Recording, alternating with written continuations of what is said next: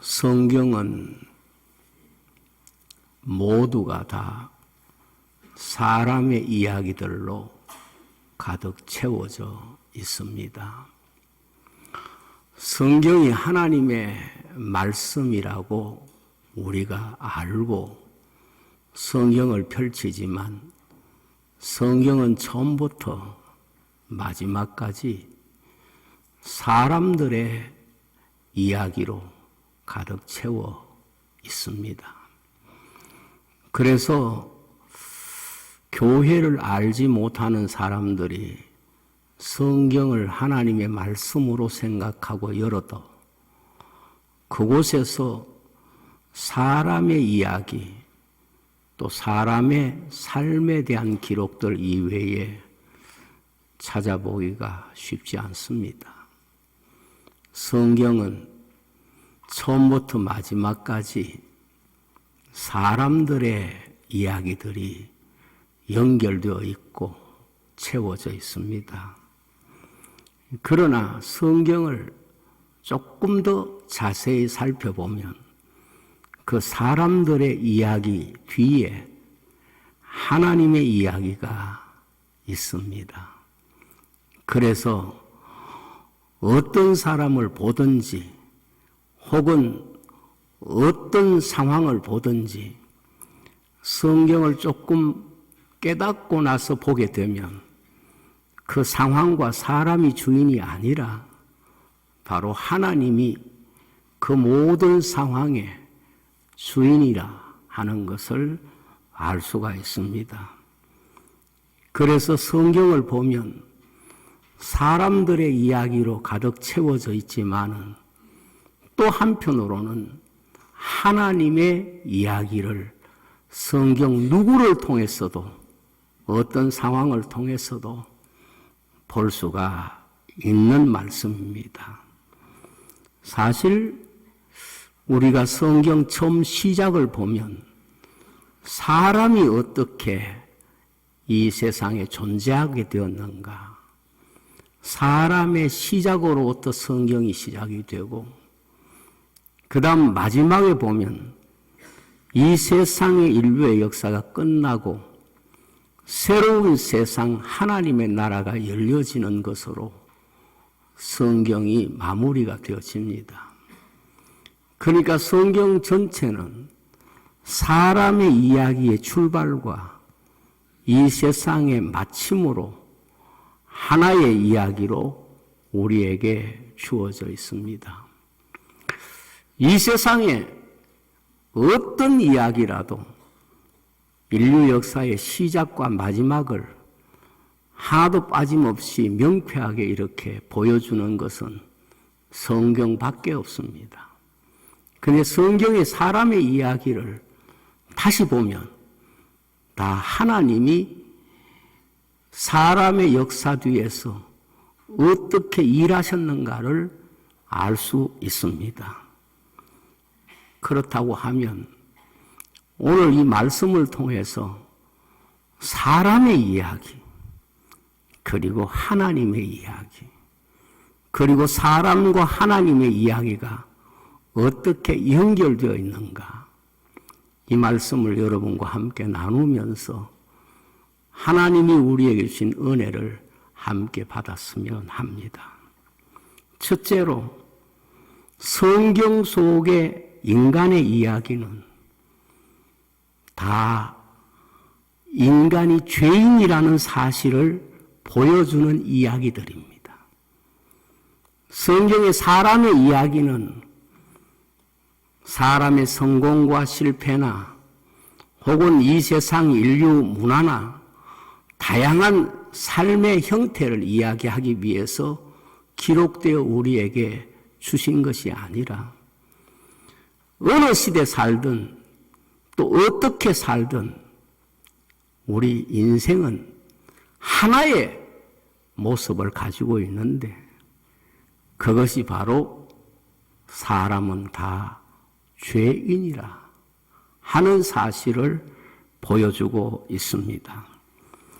로마서 3장 10절에서 12절에 보면 기록된 바 의인은 없나니 하나도 없으며 깨닫는 자도 없고 하나님을 찾는 자도 없고 다 치우쳐 함께 무익하게 되고 선을 행하는 자는 없나니 하나도 없도다.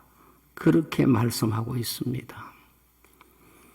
여러분, 성경에서 우리 사람에 대하여 어떻게 정의하고 있는가 하면 우리 모든 인생은 구원을 받아야 할, 구원을 받지 않으면 안 되는, 구원받아야 할 존재적 주제를 가지고 이 세상에서 살아가고 있다 하는 것을 말씀하고 있습니다. 아담의 이야기가 무엇이겠습니까?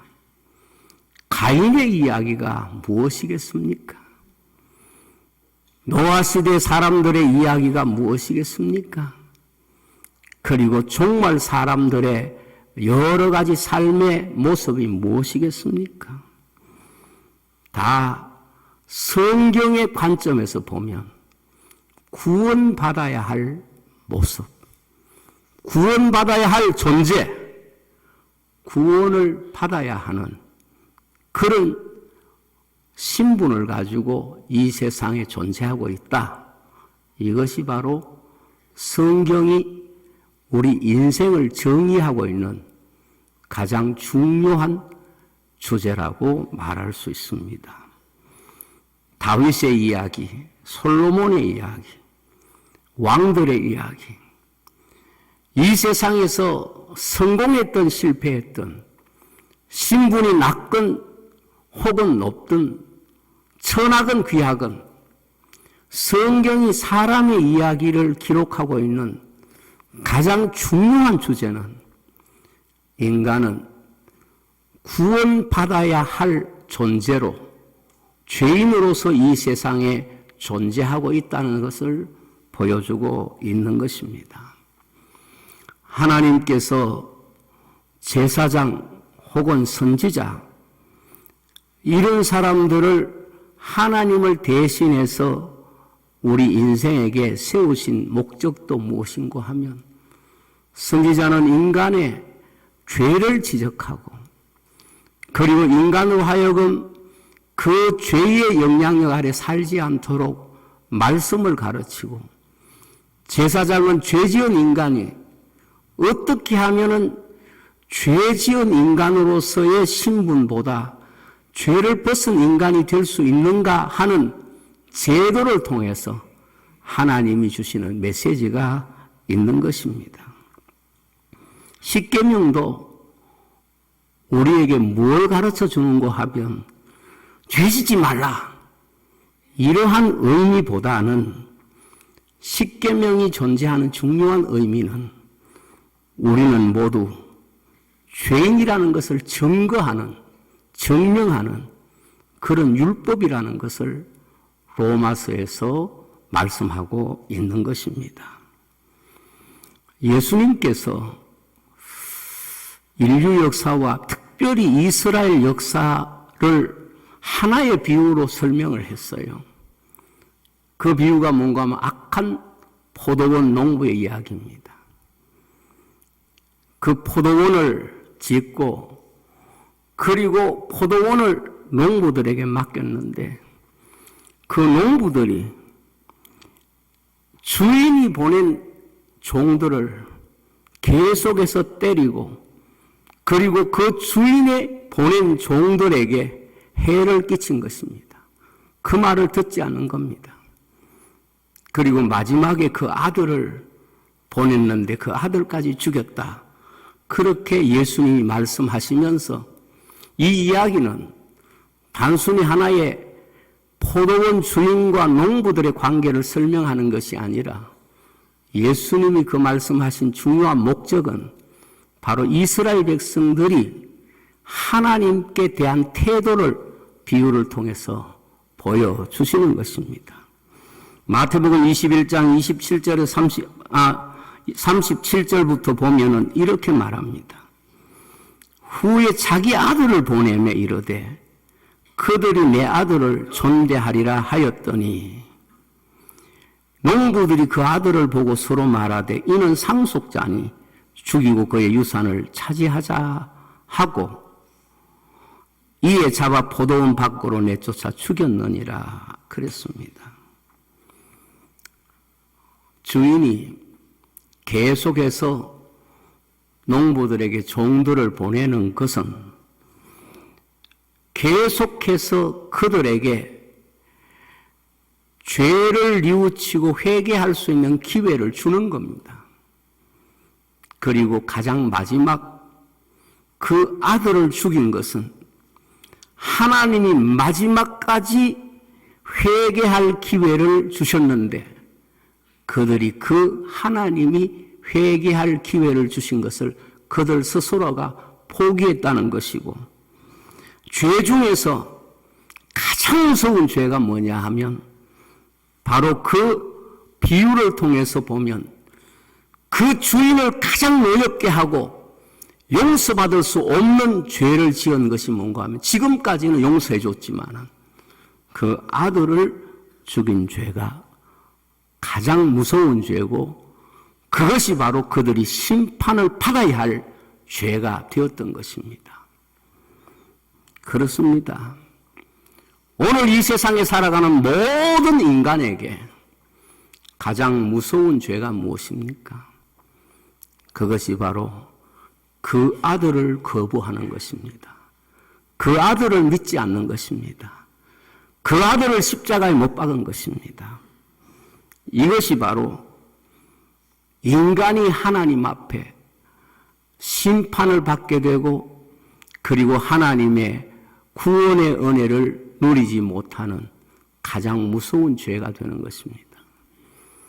포도 농부의 비유에서 우리가 배우고 느낄 수 있는 것이 무엇입니까? 지금까지도 잘못을 했어요. 여러 형태의 잘못을 보내는 종들마다 했지만 그때까지는 회개의 기회였습니다. 그러나 마지막 아들은 마지막 하나님이 그들에게 주신 기회인데 그 기회를 그들 스스로가 버렸기 때문에 그 뒤에 심판이 있다는 사실을 주님이 그 비유를 통해서 말씀하고 있습니다.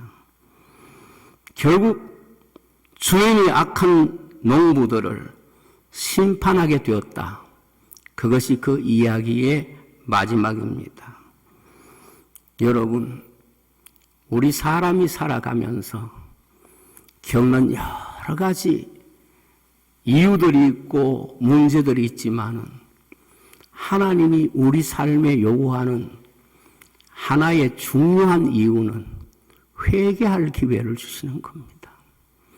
우리가 살아가면서 겪는 수많은 경험들과 사건들이 어찌 보면 하나님이 우리에게 주시는 회개의 기회, 바로 그것이 하나님이 우리를 사랑하시는 가장 놀라운 은총인 줄로 믿습니다. 복음은 누구에게나 회개하라. 그리해야 하나님 나라 천국이 그의 것이 된다는 것을 말씀하고 있습니다.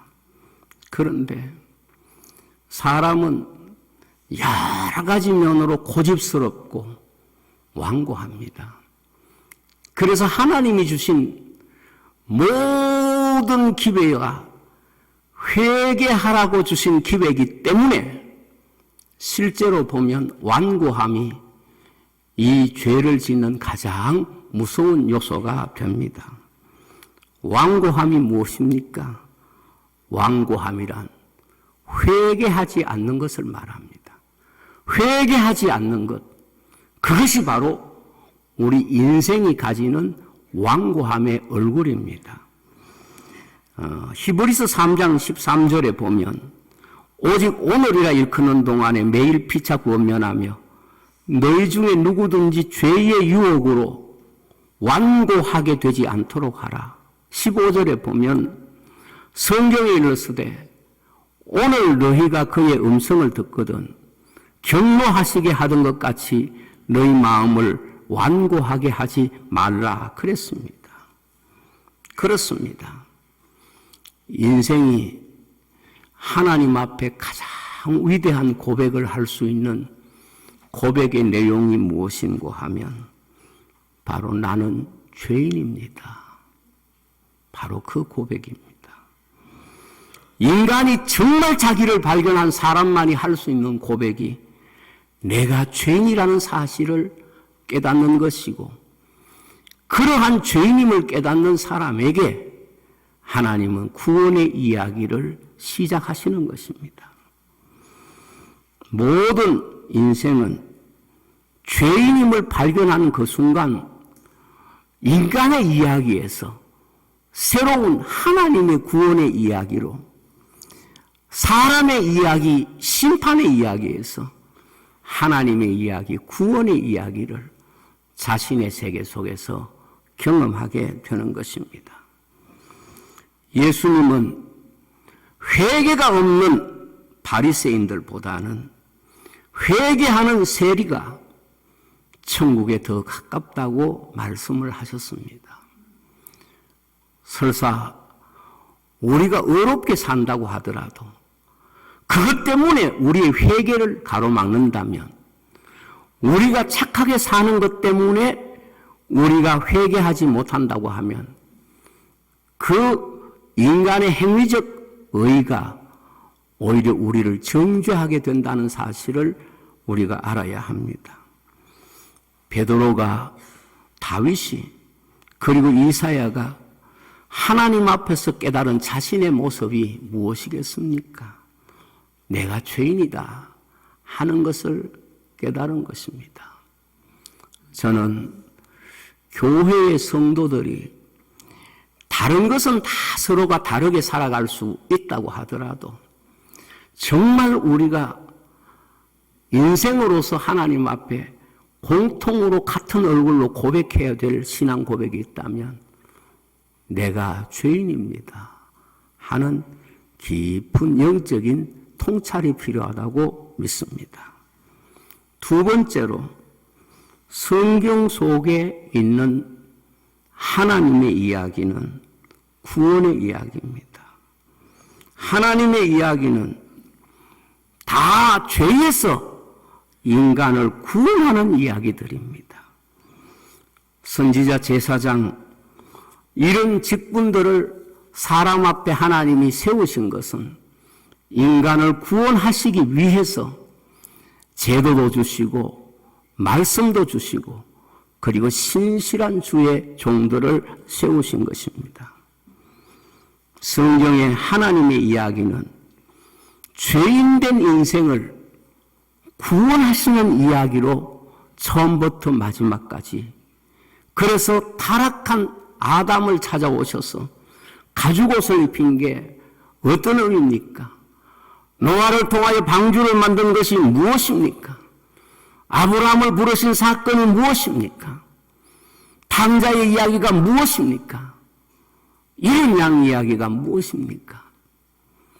하나님을 떠나서 죄인의 모습으로 살아가는 인간을 하나님이 구원하셨다 하는 것을 우리에게 보여주는 여러 다양한 표현이고 형식이라고 믿습니다. 하나님은 이렇게 인간의 죄를 용서하시고 인간을 구원하시기 위하여 이 성경 처음부터 마지막까지 인간을 대하시는 하나님의 마음을 우리 인생에게 보여주고 있는 것입니다. 그러므로 죄인된 인생이 내가 죄인이라고 생각하는 이 사실이 왜 중요한가 하면 하나님이 인생을 대하시는 마음이 인간을 구원하시기 위한 구원자로서의 마음이기 때문에 그런 것입니다.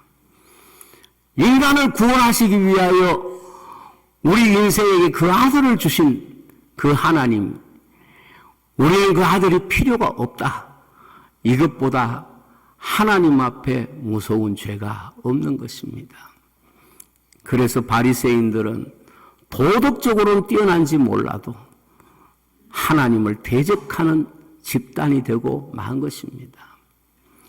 우리는 이 세상을 살면서 내가 죄인이라는 사실이 그렇게 불행하지 않는 중요한 이유는 하나님은 인간을 구원하시는 분이시라는 이 믿음이 우리 속에 또 있기 때문에 그런 것입니다. 세 번째로, 예수님의 십자가는 인간의 죄의 이야기와 하나님의 구원의 이야기가 만나는 자리입니다. 예수님의 십자가는 죄인된 인간과 구원하시는 하나님의 이야기가 어떻게 우리 인생에게 주어지고 답이 되는가를 보여주는 사건입니다. 인간의 몸을 입으신 주님은 죄인된 인간을 대표하여 우리 가운데 오신 것이고, 인간을 구원하기 위하여 그 자신을 주신 하나님의 모습을 또한 우리 인생에게 보여주신 사건입니다. 그렇습니다. 십자가는 죄인된 인생이 심판을 받는 모습을 보여주기도 하고, 인간을 구원하시는 하나님의 사랑을 보여주시는 그런 두 가지 목적과 그리고 두 가지 내용을 아울러 가지고 있습니다. 때문에 십자가를 보면 인간의 죄악의 크기가 얼마나 큰가를 우리에게 보여줍니다. 이 세상의 어떤 사람도 어떤 힘도 인간의 죄를 결코 담당할 수 없기 때문에 하늘에서 내려오신 주님만이 이 죄를 담당하셨다는 이 죄의 크기와, 그리고 하나님이 우리 사람을 사랑하시는 사랑의 깊이가 얼마나 깊다는 것을 또한 설명하고 있습니다. 그러므로 우리 모든 인생이 죄인이라는 것은 예수님만이 바로 우리 인생의 구주가 되실 수 있다는 가장 중요한 전제가 되는 것입니다. 성경에 죽음의 이야기가 가득합니다. 모든 성경에 등장하는 사람들은 뭐 어떻게 살았든 간에 마지막에 죽음이라는 이야기로 그 인생이 마감됩니다. 그 죽음이라는 이야기로 마감되는 이유가 무엇입니까? 이 세상에 사는 모든 사람들은 죄인으로 살아갔다는 겁니다.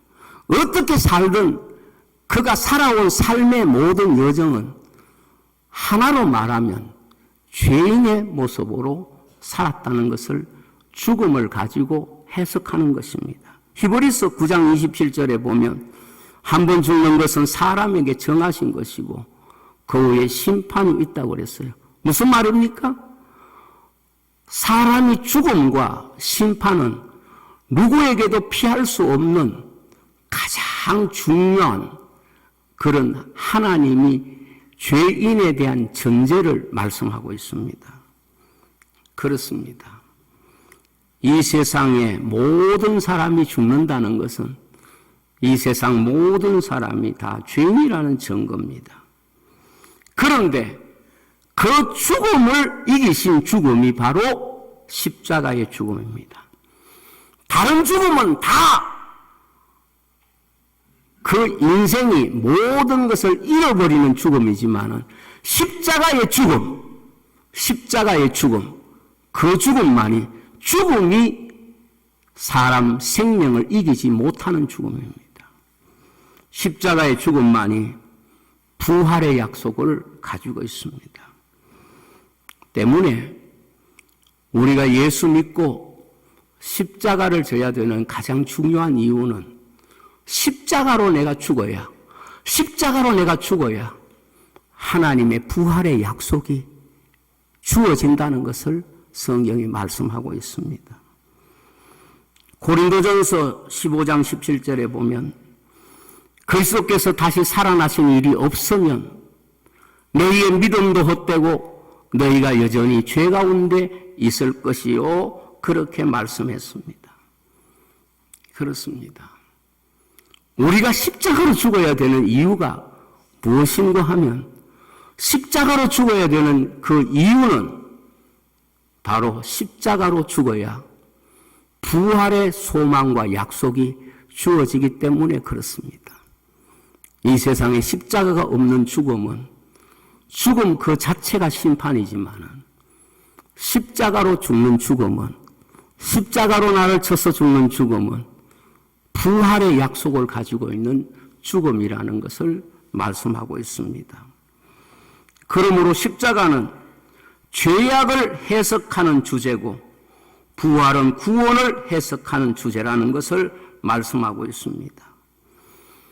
모든 인생은 다 죄악의 이야기를 이 세상에 살면서 기록하고 있습니다. 그렇습니다. 여러분과 내가 이 세상을 살아가면서 매일매일 적는 모든 이야기가 다 죽음 아래 있는 이야기입니다. 죽음이 모든 것을 빼앗아가는 그런 이야기입니다. 그러나 죽음이 빼앗아갈 수 없는 이야기. 그것이 바로 예수 안에서 죽는 죽음. 예수 안에서 죽는 죽음만이 결코 죽음이 빼앗아갈 수 없는 부활의 참 소망을 가지게 되는 줄로 믿습니다. 이것을 성경은 우리에게 말씀하고 있습니다.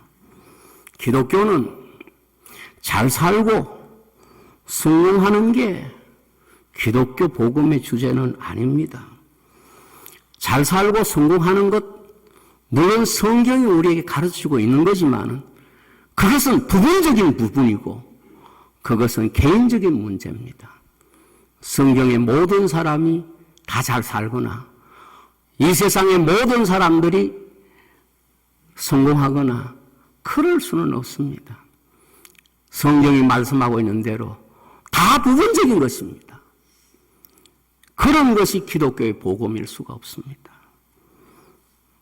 오늘 죄의 문제가 인생 근본적인 문제입니다. 그리고 예수 안에서 얻는 구원이 인생에게 또한 더 근본적인 문제입니다. 저도 이제 나이가 70이 넘고 보니까 앞으로 어떻게 살 것인가 이런 부분보다는 살아온 삶들을 한번 점검해보고 또 살아온 삶에 대하여 새롭게 내 자신을 바라보는 그런 시간을 가질 때가 참 많습니다. 그래서 제 자신의 삶을 한번 곰곰이 이렇게 생각해 보았어요. 목회자로서 일생을 이렇게 살았기 때문에 사람들은 다 목사로서 내 자신을 봅니다. 그래서 어디 가도 목사라는 이름으로 제 자신을 남들이 보고 있고 판단하고 있습니다. 그래서 가만히 생각해 보면은 목사로서 내 삶이라는 게 어떤 사람 보기에는 좀 괜찮고 성공했다고 보는 사람도 있고 또 어떤 경우는 그 반대로 내가 목사로서 삶에 대하여 패배감을 가지는 일들도 목회하는 과정에서 참 많이 마음속에 가지게 된 일도 있습니다. 그런데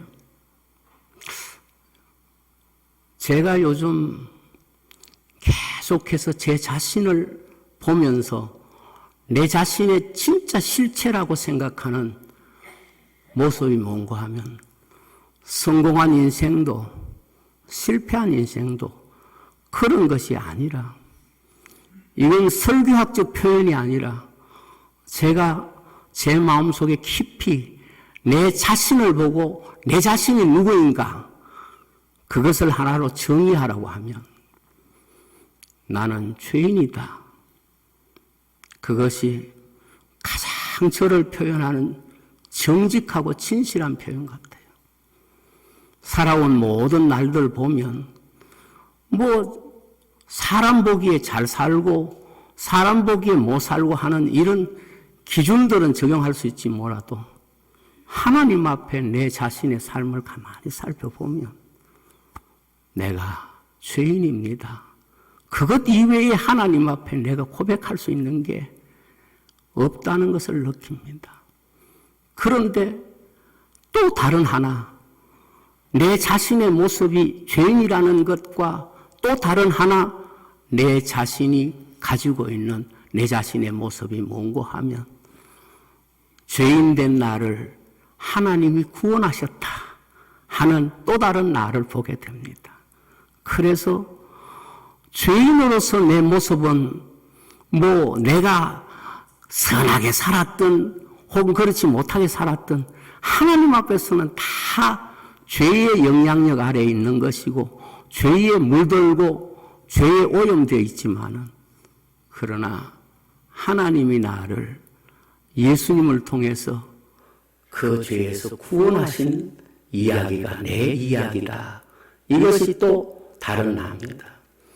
그래서 하나는 죄인된 나의 모습이 있고 하나는 이 죄인을 살려주신 하나님이 내게 선물로 주신 또 다른 나가 있다는 것을 느낍니다. 그렇습니다. 저는 누가 저에게 묻더라도 이 두 가지 이외에는 내 자신의 실체를 설명할 수 있는 공로도 없고 근거도 전혀 없다고 생각합니다. 그래서 누구보다 상대적으로 어렵고 착하다 그런 개념이 아니라 하나님 앞에서는 내가 참 죄밖에 없는 인생이구나 하는 것과 바로 그 나를 하나님이 구원해 주셨구나 하는 하나님이 구원해 주신 나 자신을 바라보게 되는 것입니다. 그래서 하나님이 구원해 주신 나를 바라보면서 감사하고 그리고 죄인된 내 모습을 보면서 내 자신을 신뢰하지 않아야 한다는 이런 생각을 다시 한번 갖게 됩니다. 우리가 성경에 보면은 베드로라는 사람이 나오지요. 베드로는 그냥 베드로 한 사람이 아니라 굉장히 성경적으로 보면 중요한 역할을 하기 위하여 주님이 부르신 제자입니다. 그래서 베드로는 주님 앞에 어떤 약속까지 받았는고 하면 주님이 베드로를 통해서 이렇게 말씀을 합니다. 네 신앙의 고백이 정말 올바른 신앙의 고백이다. 그 고백 위에 내 교회를 세우겠고 천국 열쇠를 주겠다. 이렇게 말씀을 하셨어요. 뿐만 아니라 부활하신 예수님께서 베드로를 찾아오셔가지고 뭐라고 말씀하시는가 하면 네가 나를 사랑하느냐? 내 양을 먹이라. 내 양을 치라. 3번이나 교회를 위임하는 그런 말씀을 주셨습니다. 때문에 교회를 세우겠다고 약속하신 대상도 베드로고 그 다음에 교회를 위임한 대상도 베드로이기 때문에 베드로는 단순히 그 개인이 아니라 교회를 해석하고 설명하는 중요한 위치와 이름을 가진 사람이라고 말할 수 있습니다. 그런데 베드로는 3번 중요한 신앙의 고백을 합니다.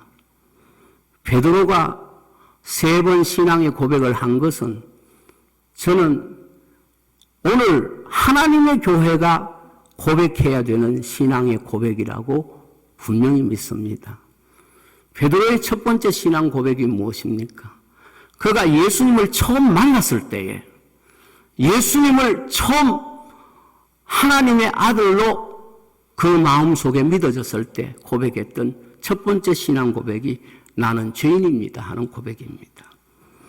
누가복음 5장 8절에 보면 시몬 베드로가 이를 보고 예수의 무릎 아래 엎드려 이르되 주여 나를 떠나소서 나는 죄인이로소이다 그랬습니다. 교회가 성도가 처음으로 하나님의 구원을 경험하고 하나님을 만났을 때에 고백되어지는 가장 깊은 고백이 바로 내가 죄인이라는 것을 깨닫는 것입니다.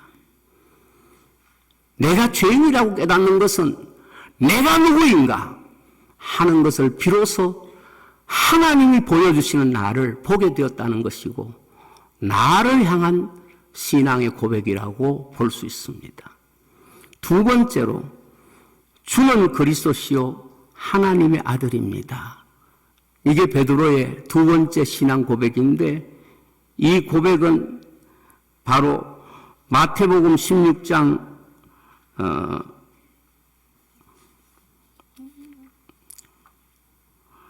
16절에 있습니다.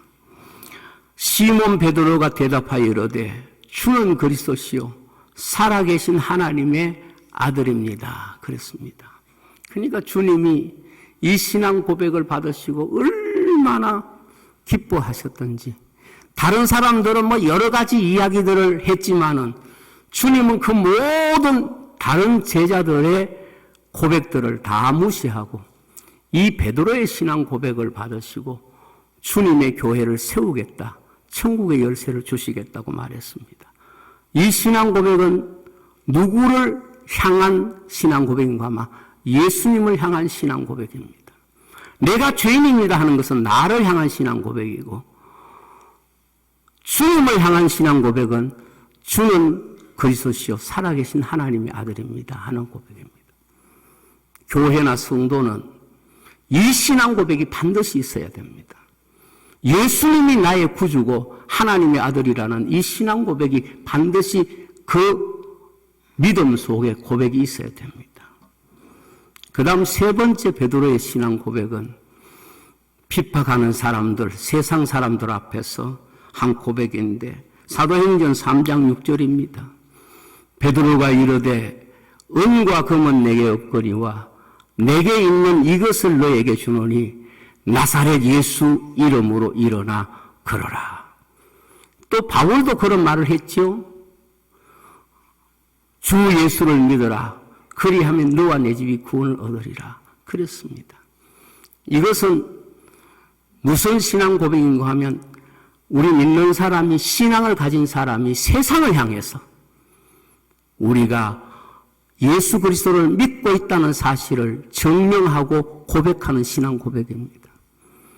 그래서 우리 예수 믿는 사람은 이 세 가지 신앙 고백이 반드시 있어야 교회고 이것이 성도의 징표라고 말할 수 있습니다. 자기를 향해서 나는 죄인입니다. 이 신앙 고백이 있어야 되고 예수님을 향하여 그리스도시요 하나님의 아들입니다. 이 신앙 고백이 있어야 되고 세상을 향하여 주 예수를 믿어라. 그리고 또 금과 은은 내게 없지만은 내게 있는 것으로 나사렛 예수 이름으로 걸어라.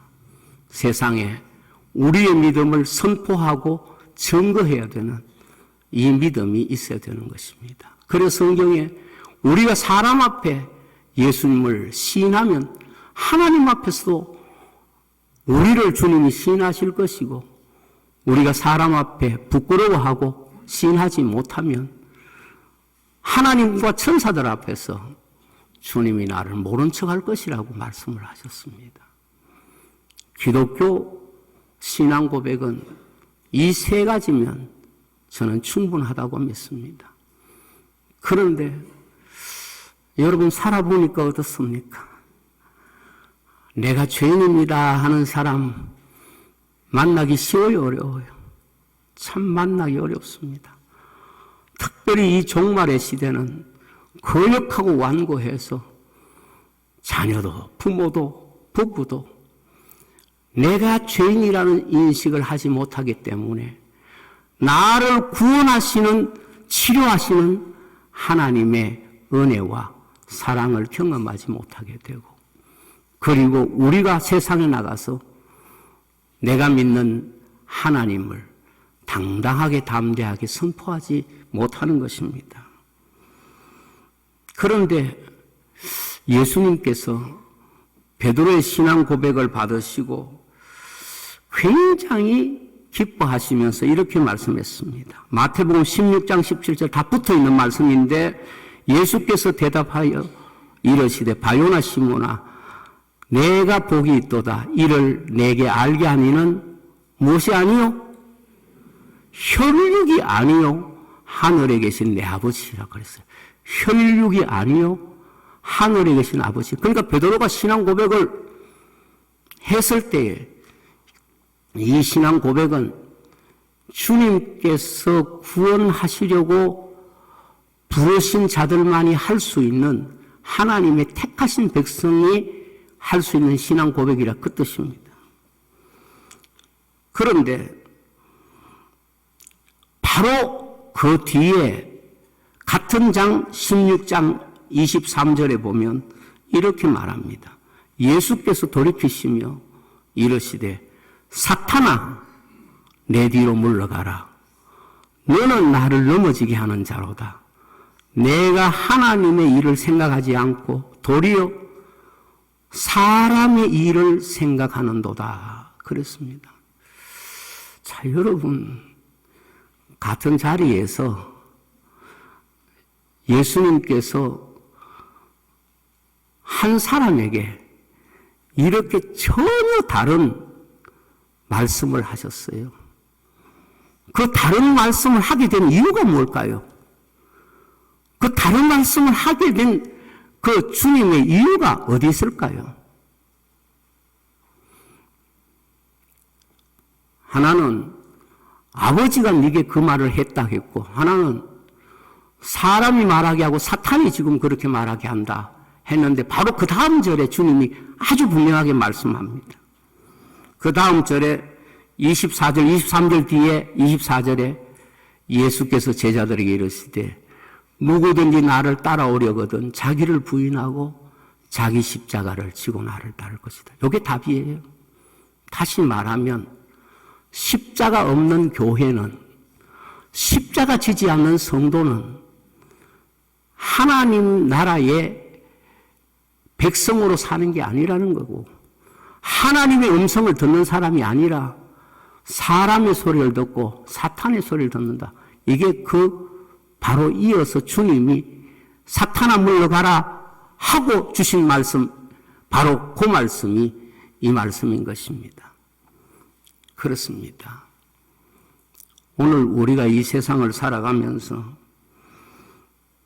항상 기억해야 될 게 무엇인가 하면 예수 그리스도의 십자가 없는 복음, 그리스도의 십자가 없는 우리의 신앙의 고백이 얼마나 하나님 앞에 무서운 죄가 되는가 하는 것을 우리가 깨달아야 합니다. 저는 종말의 시대에 배교의 시대가 된다고 그랬습니다. 배교의 시대가 뭐겠습니까? 하나님을 배신하는 교회가 되는 거예요. 왜 그렇게 된다고 생각합니까? 저는 이 말씀을 통해서 제가 깨달은 것은 십자가가 보여지지 않는 바로 그 신앙의 고백들이 교회 안에 있으면 이게 바로 주님 앞에 주님이 책망하신 대로 사탄아 물러가라. 네가 어떻게 하나님의 일은 생각지 않느냐? 사람의 말 생각하느냐? 그래서 오늘 말씀을 우리 다시 한번 읽어보겠습니다. 마태복음 16장 23절 띄워줄래요? 자, 한번 읽어보고 24절 바로 넘겨주세요. 다 같이 읽겠습니다.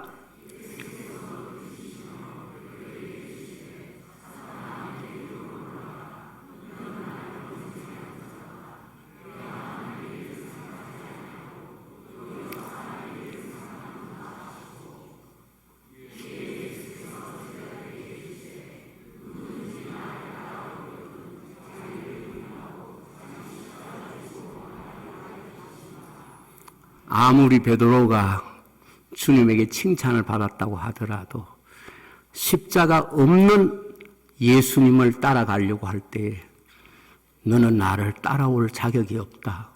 그것은 나를 따라오는 것이 아니다. 그것을 말씀하신 것입니다. 정리 정리하면 이렇습니다. 죄에 대한 회개가 없는 신앙, 십자가 없는 신앙, 사람 앞에 증거가 없는 신앙.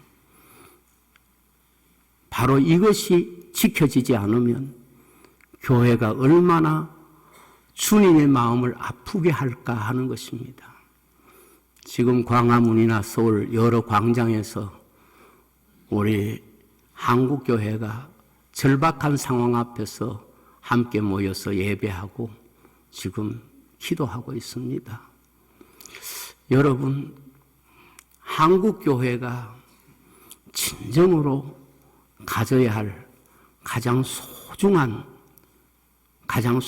마음가짐은 바로 내가 죄인이라고 하는 사실을 깨닫는 것이고 예수 그리스도의 십자가를 다시 한번 굳게 붙잡는 것이고 우리가 세상을 향하여 예수 그리스도, 금과 은이 아니라 예수 그리스도의 복음을 선포할 수 있어야 할 줄로 믿습니다.